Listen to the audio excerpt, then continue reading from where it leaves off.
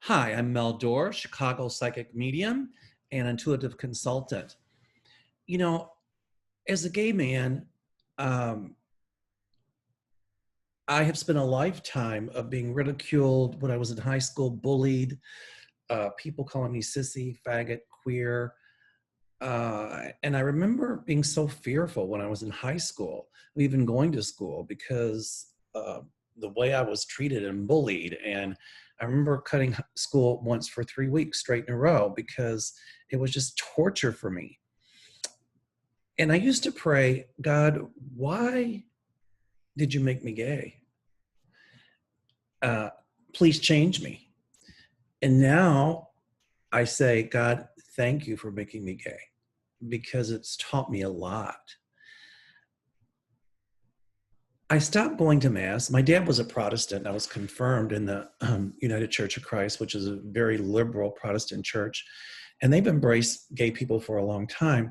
And I was also confirmed Catholic because my mom was Catholic. And, I stopped going to Mass because of the way the Catholic Church has traditionally treated gay people.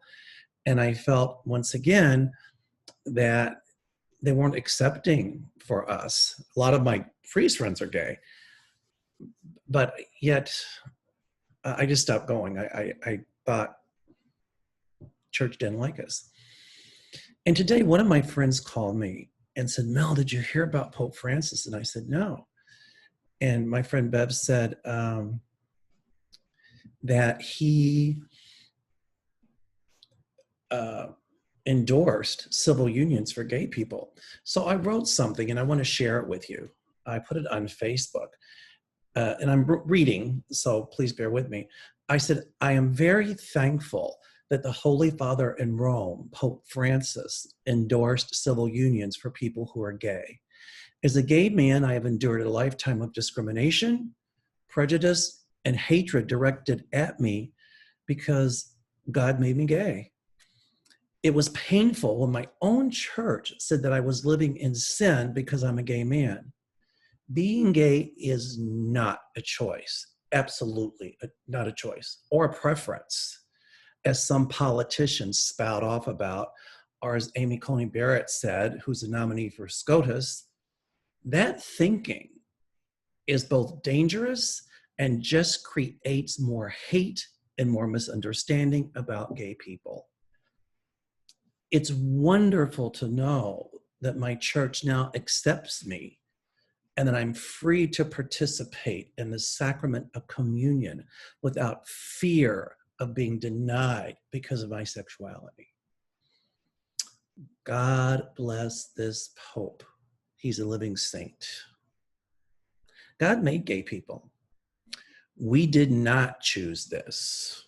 And I am so thankful that the leader of our church has now embraced us. Peace, understanding, acceptance, and love are the tenets of Christianity. And this Pope is the epitome of those things. God bless you, Pope Francis. One of my friends, Lynn Sanders, responded by saying, what a beautiful message, Mel. You're one of the finest people I know, and being gay does not make a difference to your character. I am so glad that your church has become understanding and tolerant. Our world must learn to be accepting towards diversity in order to have real peace and love among all people. And as I thought about that, I thought, isn't that what the United States is supposed to be about?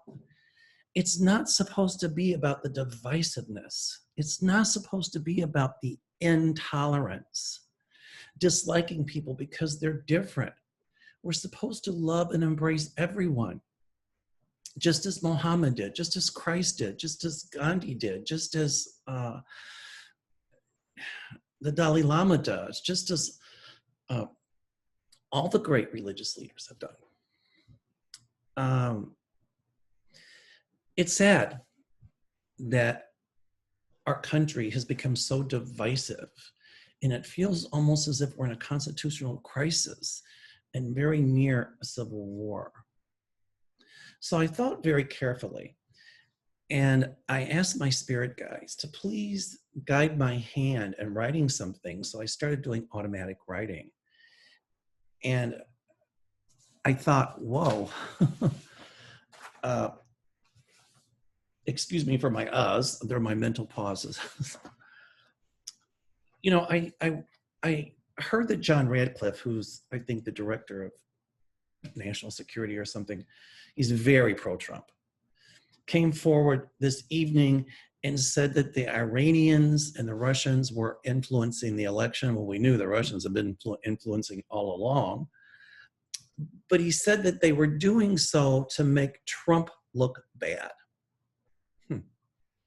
2 words, bull hockey. Bull hockey. I'll say it again.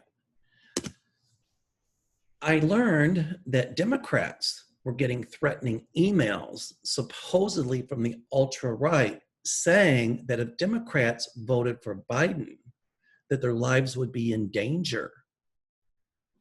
Radcliffe lied. Radcliffe said that these emails were supposedly to make Trump look bad. Boy, it sounds kind of reminiscent of what happened in 2016. Remember 2 weeks before that election, how Comey released the emails about Hillary Clinton? And I think that very easily changed the outcome of the election. Doesn't it seem like deja vu? Radcliffe never mentioned the threatening emails that the Democrats got. Let me tell you something, your vote is secret. And I think once the regime in Washington changes, my guides tell me there are going to be more strict election laws. They're going to change the computers so people can no longer hack into our computers because our Windows operating systems for our elections are just archaic and outdated. So those will be updated. I'm not so much worried about external forces affecting our elections. My guides told me that the largest threat to our elections now and future is coming from internally from the United States. And right now, my feeling is the Trump administration is the one most dangerous thing to our democracy. And that is what is undermining our election. My guides tell me that Trump had his finger in this whole thing with John Radcliffe and telling him to say, oh, it was anti-Trump, when really it was anti-Biden. I find it amazing that all of a sudden, Donald Trump is saying almost the same things about Biden that he said about Hillary Clinton, that he's a crook, they're crooked, they're this, they're that, lock them up, blah, blah, blah. Donald, it ain't working and it will not work. Remember this, everybody please go vote. Nobody knows how you vote, it's secret. So if you get an email like that, give it to the FBI, but please go vote. Our democracy depends on this. It's our fundamental right. And don't let Donald Trump or John Radcliffe or the Russians or the Iranians change your mind. What they're trying to do, what Trump is trying to do, is cause us to question our elections. It's causing us to think, are our elections valid? And if they can get us to question that, that is the beginning of the end of our democracy. I asked my guides, does America have a future? And the answer came back resoundingly, yes. I asked my guides if this dark night of the soul that America has been going through for the past 4 years will end. And my guides came back saying resoundingly, yes. Oh, I asked about Coney Barrett. I'm probably mispronouncing her middle name. I don't mean any negativity toward her. If she is confirmed, she's not going to last long in the court. But what I kept seeing is more and more delays and delays coming with her confirmation. And my guides tell me that the Democrats are going to boycott. And I don't know enough about how the procedures work, but I think if they boycott, they have to have so many to get her confirmed. And then my guides also told me that when I asked if Mitch McConnell, Moscow Mitch, would ramrod it through, the answer came back, yes, he'd try. But they're going to make some procedural errors here. So there's going to be delay. As I said, if she gets on the court, she's not going to last. It might appear that the Republicans, or the Trumpsters, I should say, not Republicans, the Trumpsters, are winning the battle, but they will not win the war. I think that they can at least delay her confirmation until after Election Day. Somebody wrote to me and said there was a Fox poll or something that said that Trump was winning by a couple points in Ohio, but that's within the margin of error. Traditionally, whoever is leading in Ohio, has been president. So because that polls are within the margin of error, and what they're not looking at is the people who have already gone out and voted. So I don't think that this stuff by Radcliffe and all of that is going to change one iota, just like the Durham report supposedly. As Linda Grindle says, my friend, hi Linda, it's a nothing burger. So I think that Trump, when he figured out that he couldn't have anything with the Durham report, that plan B was to make wild accusations, untrue allegations against Joe Biden, and is going to use Radcliffe's press conference as ammunition. But we wisened up, it will not work. And that's exactly what Trump is going to do during the debate. It's going to be a real doo-doo show. Trump is going to interrupt. He's going to keep making these allegations. He's going to try to get Biden on the defensive. And it might look for a while as if he succeeds, but at the end of the day, at the end of that debate, he will not. And I just had a question psychically as to whether or not Trump would walk out of the debate like he walked out of a 60-minute interview. I can't wait to see what's going to happen when they turn his microphone off. Let's see how well he shouts over that. I think that this thing with Radcliffe, my guides tell me, it was released as a wag the dog to really divert the attention away from the things that we should be looking at. And one of those things is this increase in COVID-19. It is spiking again, and it's coming back with a vengeance and worse than when it first hit. Hospitals in certain states are full, but yet the administration absolutely will do nothing about COVID. And Donald Trump's idea of herd immunity will not and is not working. How many people have to die, Donald, before you do anything? And the answer is Trump doesn't care. He'll use anything he can to stay in power. And why does he want power? Because he knows he's got a lot of debts coming due through Deutsche Bank. He knows, okay, that once he's out of power, his butt is going to jail or he's going to get indicted. But once again, Mr. Trump has to watch his health. I'm very nervous about his health. People ask me, when will we have a vaccine? And I've touched on this before. I think it's going to be next year sometime, maybe even summer, before we get any kind of vaccine. And like Kamala Harris said, if Donald Trump tells me to put it in my arm, I ain't doing it. If the CDC and other places say it's okay, then I'll think about it. So make sure you wear a mask. But I really think that this whole thing about the election and everything that, John Radcliffe is saying and all of that is just wag the dog, is to take our attention away from the things we should be paying attention to. People have asked about a relief package, and I find it amazing that Moscow Mitch has had one sitting on his desk for months, and now I don't think he wants one until after the election. I do see a relief package coming, but I think it's going to be after the election. So, I'm sitting here and I remember the vision Ruth Bader Ginsburg showed me, and I've talked about that before, but when I see Trump's dirty fingers has tainted almost every institution in this country, but he will not succeed. There's no foreign power that should now or never dictate to me how I will vote. I'll vote according to my conscience.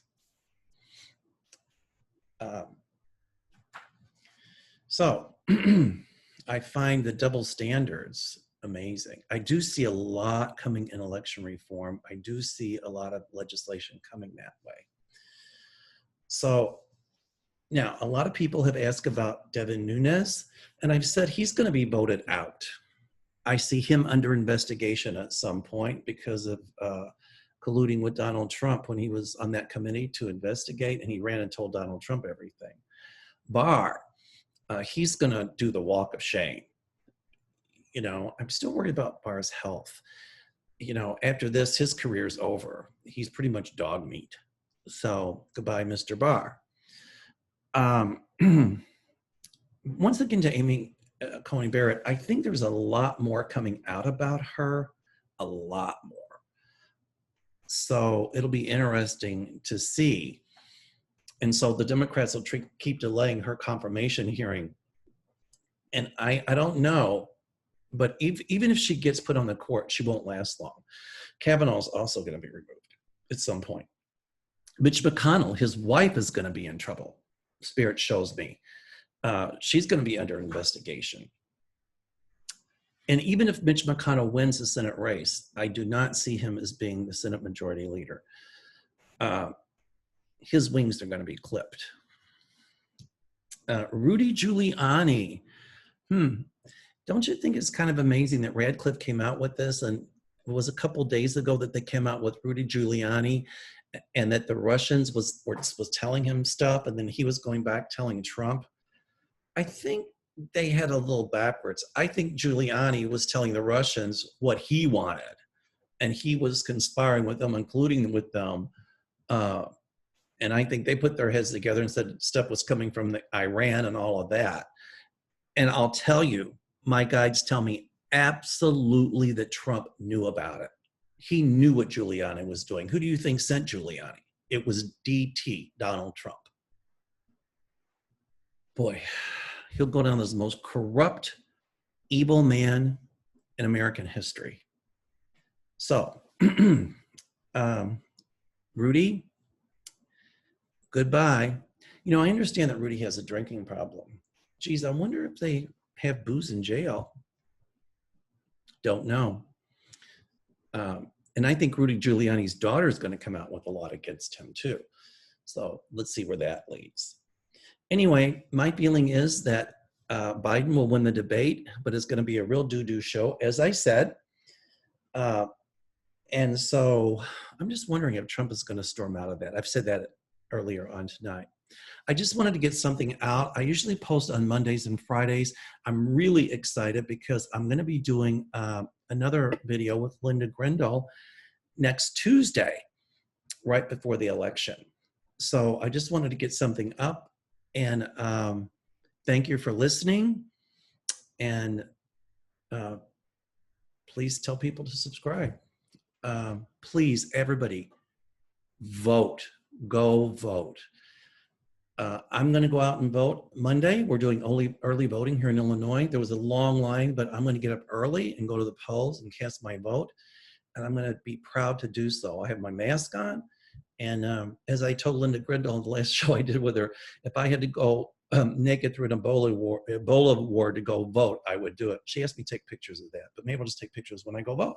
At any rate, please go vote. Everybody, please wear your mask. Don't take this virus lightly. It's really spreading at an alarming rate once again. And how many more Americans will die? Innocent people. Please be careful. Stay well. And remember, we will get through this dark night of the soul. I can guarantee you that. You know, we're not out of the woods yet. People think that, you know, the Democrats have this election in the bag. We do not. And it could very easily be that Donald Trump could win if we don't get out there and voice our opinion and vote, and don't be frightened by them saying that there's foreign powers that are going to come after us if we vote the way we vote. I